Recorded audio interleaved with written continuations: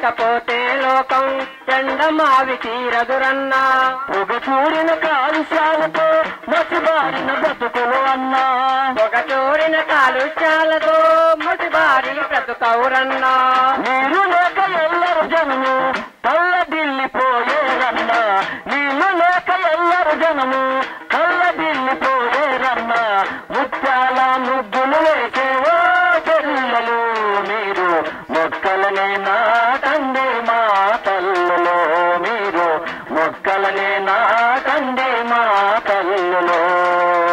ఈ విధంగా పర్యావరణ మార్పుల వల్ల వాళ్ళ జీవనోపాధులు దెబ్బతింటూ ఉంటే ఆ విధంగా దెబ్బ తినకుండా వాళ్ళు ఏ విధంగా వాళ్ళు సంరక్షించుకుంటున్నారు అనేది కూడా కొన్ని రకాలైనటువంటి సాక్ష్యాలు ఇక్కడ ఇవ్వడం అనేది కూడా జరుగుతుంది.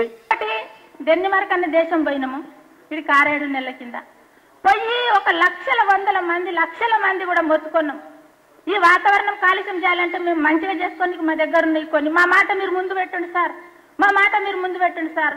మా దగ్గర ఎంత వనరు ఉన్నది, తిండి తినేది ఎంత శక్తి ఉన్నది, మా దగ్గర భూమి కాపాడే తెలివి ఉన్నది, మా పెద్ద మనుషులు ఇచ్చిన తెలివి మాకు కూడగొట్టుండే అని మొత్తుకుంటే వాళ్ళు మాకు లెక్క పెట్టకొచ్చిండ్రు, చూడకొచ్చిండ్రు. కోపం వచ్చేసింది, మాకు కోపం వచ్చేసి బ్యాచ్లు తీసి వాళ్ళ ముందు తలగబట్టి ఇట్లా తొక్కేసినాం. ఈ వాతావరణంలో వర్షాలు సక్రమంగా కురకపోవడం వల్ల చాలా వరకు రైతులు పాడి పశువులను పెంచుకోవడం మానేస్తున్నారు. పూర్వ స్థితి చూసుకుంటే 20-30 సంవత్సరాల క్రితము ఏ ఒక్క రైతు ఇంట్లో చూసుకున్నా కనీసం 5-6 అంటే మేకలు గొర్రెలు ఇటువంటివి కంపల్సరిగా పెట్టుకునేవాళ్ళు. పాడి అనేది ఖచ్చితంగా ఉండేది. కానీ ఇవాళ రోజుల్లో పల్లెకి వెళ్తే కూడా కనీసము ఒక గ్లాసు పాలు టీ చేసుకోవాలంటే కూడా ఆలోచించాల్సిన రోజులు వస్తున్నాయి. తొలకరు వచ్చినప్పుడట మాకు పాలపిట్ట కేకేసిదట.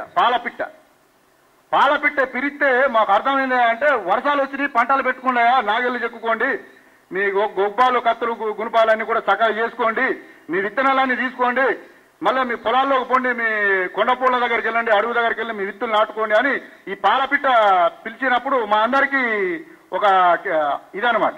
10,000 కుటుంబాలు ఇప్పుడు తగినంత వాతావరణము వర్షాలు లేని వల్ల వాళ్ళు రోడ్డున పడి చాలా ఇబ్బందులు పాలవుతా ఉన్నారు.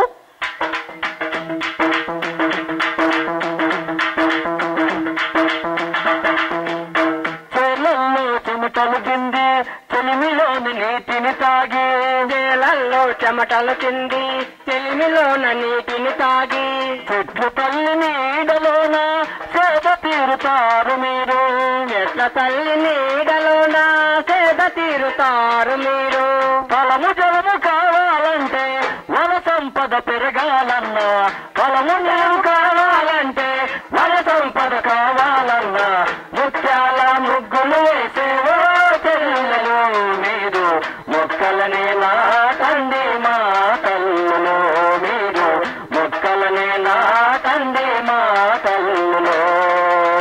ఎందుకంటే ఒకప్పుడు మాకు వచ్చేటటువంటి పూలు రోజు పండుగకు మేము ఈ మోతుకు పూలు చేసేటోళ్ళం, మోతుకు పూలతోటే రంగు చేసి మేము చల్లేవాళ్ళం. కానీ ఈ రోజు ఏం చేస్తున్నది, హోలీ పండుగ అయినా ఒక 15 రోజులకు మోతుకు పూలు వస్తున్నాయి. అట్లాంటి అంటే వాతావరణం ఈ విధంగా అట్లా మారిపోయింది. ఒక దినము కట్లికి పోతే సుమారు అంటే 100 రూపాయలు కూలి ఉంటుంది.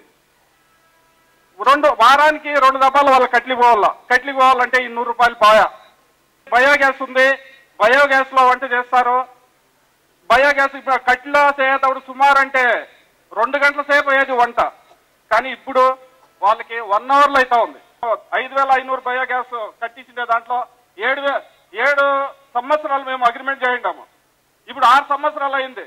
వాళ్ళకి ఆ ఇంట్లో వంట చేసే ఆడమనిషికి ఆ సిఆర్ ఎంత పుడుతుందో ఆ సిఆర్ దుడ్డు మేము ఇప్పుడు ఆ ఇంట్లో వంట చేసే ఆడమనిషికి మేము ఇస్తా ఉన్నాం. ఒక 10 రకాల జొన్నలు మన దగ్గర, జొన్న రకాల పంటలలో మనకు 10 రకాల జొన్నలలో ఒక 50 రకాల రోగాలు తీసేసే గుణము వాటి దగ్గర మన దగ్గర ఉన్నది, మన పంటలలో ఉన్నది. అయితే ఒక పప్పు ధాన్యాలలో ఒక 20 పప్పు ధాన్యాలు మన దగ్గర ఉన్నాయంటే ఒక 100 రకాల రోగాలు తీసేసే గుణము వాటి దగ్గర మన దగ్గర ఉన్నది. పంటలు పండించుకుంటున్నాం ఇప్పటి వరకు దాకా. అదేవిధంగా మేము ఇంకా ముందుకు కూడా ఈ వాతావరణం కాలుష్యం కాకుండా ఉండాలంటే కూడా ఇప్పుడు ఒక్కొక్క కార్తీకి ఫస్ట్ మిరుగంలో ఏం పెట్టాలనేది తెలివి మన దగ్గర ఉన్నది. ఈ కోట్లు ఇచ్చినా ఎవరు ఇచ్చినా కానీ తెలివి పోయినాక మాత్రం మన దగ్గరికి రాదు. ఈ బయోఫ్యూయల్స్ అంటే బయోడీజిల్ ఇంధనం తయారు చేయటకై ఐపాడ్ వాళ్ళు అక్కడ ప్రపంచ బ్యాంకు ఐపాడ్ వాళ్ళు మొట్టమొదటిగా అక్కడ మిషన్ ఈ బయోలు డీజిల్ తయారు చేయడానికి అక్కడ కొంత భూమిని ఆదివాసుల దగ్గర నుండి తీసుకొని మిషన్ ఏర్పాటు చేసి ప్రపంచానికి అంటే బయోడీజిల్ ఉత్పన్నం చేస్తున్నాం అనే విధంగా అక్కడ ఒక సంస్థను ఏర్పాటు చేసి అక్కడ కార్యక్రమాలు సెల్ఫ్ హెల్ప్ గ్రూపుల ద్వారా నిర్వహించడం జరిగింది. అయితే దానికి అక్కడ ఉండేటటువంటి ఆదివాసీ భూములలో సైతం ఈ పొంగమియ గానుగా అనేటటువంటి మొక్కలను నాటి అట్లాగే జట్రోఫా ఇట్లాంటి మొక్కలను నాటి మరి బయోడీజిల్ ఉత్పత్తి చేయాలనే ఆలోచనతోటి అక్కడ కార్యక్రమం పెట్టినారు. కానీ అది ఏమాత్రం కూడా సక్సెస్ కాకుండా దానివల్ల ఆదివాసుల యొక్క ఆట పాట సంస్కృతి సాంప్రదాయం మొత్తం మంట కలిసిపోయింది. తరువాత కొందరు వర్షం పడినప్పుడు ఎక్కువ మోతాదులో పడినవ్వండి, అకాలంగా పడినవ్వండి, తక్కువ మోతాదులో పడినవ్వండి, పడినటువంటి వర్షాన్ని మనం భూమిలోకి ఇంకే విధంగా పరిరక్షించుకోవాలి. ఇది రెండో విషయం. 3, మనం వీలైనంత వరకు ప్రకృతికి దగ్గరగా, ప్రకృతి సిద్ధంగా జీవించటానికి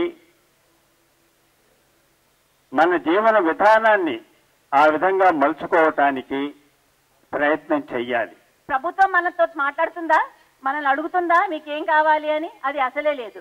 సో అలాగే a policy, what is the word for policy in Telugu, I don't know, ఏ కొత్త విషయము ఏది పెద్ద ఎత్తున ప్రభుత్వము మనకు మద్దతు చేయాలనుకుంటుందో అది మనలను అడిగే చేయాలి. మనల్ని అడగకుండా కొత్త నీతులు తీసుకురావద్దు అని నాకు అర్థమైంది.